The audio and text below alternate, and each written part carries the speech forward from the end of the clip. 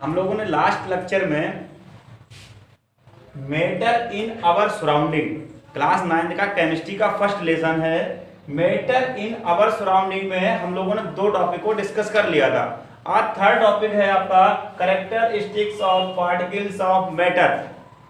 तो कैरेक्टरिस्टिक्स क्या क्या कैरेक्टरिस्टिक्स है पार्टिकल्स के। तो फर्स्ट कैरेक्टर है कि इंटरमॉलिक्यूलर स्पेस और इंटर एटॉमिक स्पेस।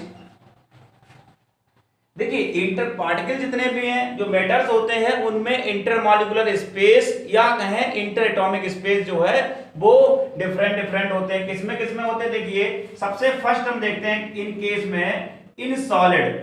अगर सॉलिड के केस में देखें तो इंटर जो मॉलिक्यूलर स्पेस हैं ये सबसे कम होते हैं, लेस होते हैं, less than liquid and gas. Gas और लिक्विड दोनों से कम होते हैं।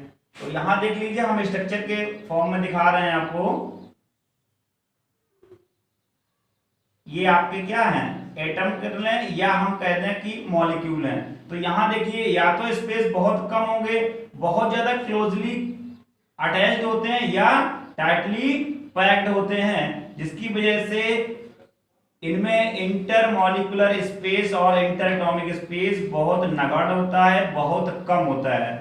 लेस देन किससे लिक्विड एंड गैस से। तो यहां पे इंटर मॉलिक्यूलर जो स्पेस है वो सबसे कम होगा किस केस में, सॉलिड केस में। किससे लिक्विड एंड गैस से। सेकंड आपका होगा इन लिक्विड। किस केस के लिए, इन लिक्विड के लिए। तो लिक्विड के लिए लिक्विड का जो इंटरमॉलिक्यूलर जो स्पेस है वो किससे ज्यादा होगा, इंटरमॉलिक्यूलर स्पेस जो है यहां पे ज्यादा हो किससे, गैस से।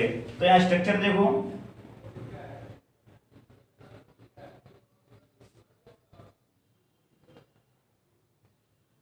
ये देखिए इस प्रकार से जो मॉलिक्यूलर पैक रहते हैं। तो यहां पे पॉइंट बनेगा कि intermolecular space large than solid and less than gas.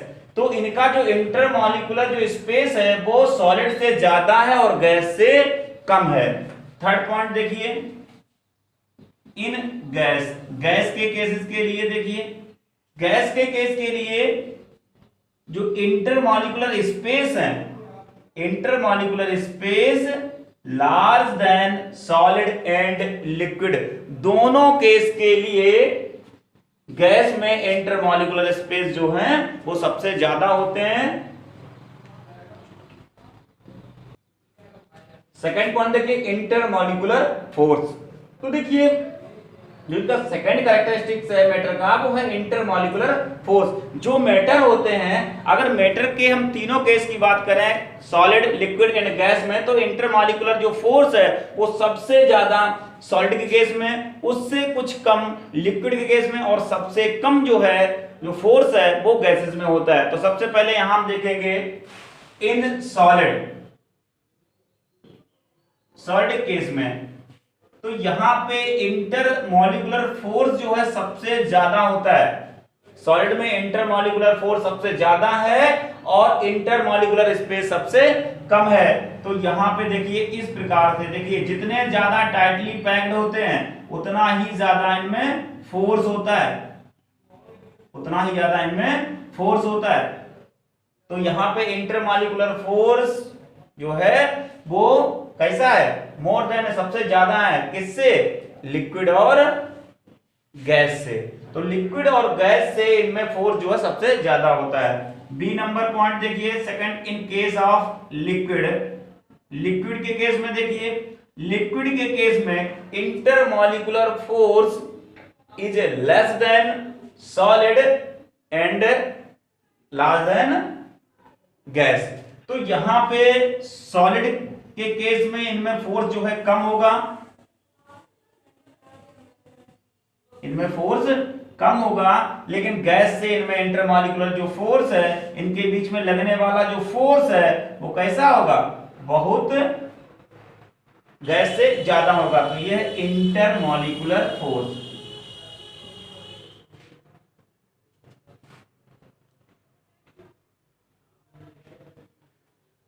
अब अगला देखिए C number in gas. Gas के केस में देखिए, गैस के केस में इंटरमॉलिक्यूलर फोर्स जो है वो सबसे कम होता है, लेस होता है। Intermolecular force less than solid and liquid. तो यहाँ पे इंटरमॉलिक्यूलर फोर्स जो है गैसेस के केस में सबसे कम होता है। तो आज आपका ये जो पॉइंट है क्लियर हो गया, कौन सा, characteristics of particles of matter. तो एक बार फिर से इसको क्लियर कर लीजिए। देखिए यहाँ पे इंटरमॉलिक्यूलर स्पेस और इंटर एटॉमिक स्पेस जो है वो यहाँ पे देखेंगे। पहले किन केस में देखेंगे, सॉलिड केस में। तो सॉलिड के केस में जो है इंटरमॉलिक्यूलर स्पेस सबसे कम होता है। लिक्विड के केस में इंटरमॉलिक्यूलर स्पेस उससे कुछ कम होता है सॉलिड से, लेकिन गैस से ज्यादा होता है। अगर हम गैस के केस की बात करें तो गैस के केस में इंटरमॉलिक्यूलर जो स्पेस है सबसे ज्यादा होता है। सेकंड पॉइंट है आपका intermolecular force. Intermolecular force solid में सबसे ज्यादा, गैस में सॉलिड से कम एंड गैस से ज्यादा। जो सॉरी लिक्विड में जो मॉलिक्यूलर फोर्स जो है वो सॉलिड से कम है और गैस से ज्यादा है। लेकिन गैस के केस में अगर इंटरमॉलिक्यूलर फोर्स देखा जाए तो सबसे कम होता है या फिर इनमें एब्सेंट होता है। देखिए नेक्स्ट टॉपिक जो है आपका है काइनेटिक एनर्जी। क्या है काइनेटिक एनर्जी? तो देखिए the particles continuing substances are in a state of continuous motion where vibratory or translatory all particles have kinetic energy। Kinetic energy में जितने भी पार्टिकल्स होते हैं, प्रत्येक पार्टिकल जो मास है वो कुछ ना कुछ अपने पास, उसके पास मास होता है। वो एनर्जी जो है रेंडमली कंटिन्यूटी जो है वो मूव करती रहती है। जो भी आपके मैटर होते हैं उन मैटर में, जितने भी मैटर हैं उन मैटर में जो मॉलिक्यूल्स होते हैं, जो पार्टिकल्स होते हैं, उन पार्टिकल्स में एनर्जी जो है वो कंटिन्यू मूव करती रहती है। उनमें कुछ ना कुछ एनर्जी पाई जाती है और वो एनर्जी मूव होती रहती है रेंडमली कंटिन्यू। तो इसको हम क्या कहते हैं? Kinetic energy. बात क्लियर हो रही ना? देखिए थर्ड टॉपिक आपका है क्लासिफिकेशन ऑफ मैटर।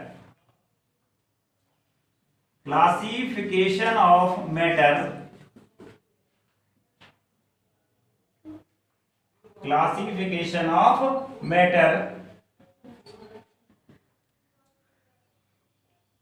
देखिए क्लासिफिकेशन ऑफ मैटर में अगर हम देखें तो इनको टू पार्ट में डिवाइड किया गया। किसमें किसमें किया गया? दो पार्ट में डिवाइड किया गया, बेस्ड ऑन फिजिकल स्टेट और दूसरा है बेस्ड ऑन कंपोजिशन। तो फर्स्ट है आपका इसमें बेस्ड ऑन फिजिकल स्टेट और सेकेंड है बेस्ड ऑन कंपोजिशन। कंपोजिशन। तो इन दो पार्ट में मैटर को डिवाइड कर दिया गया।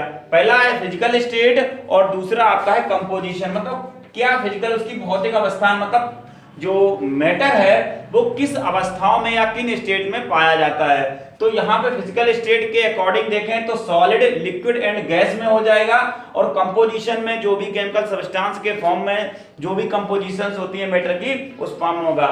जो ये दोनों टॉपिक का जो एक्सप्लेनेशन है वो नेक्स्ट वीडियो में हम लोग एक्सप्लेन करेंगे।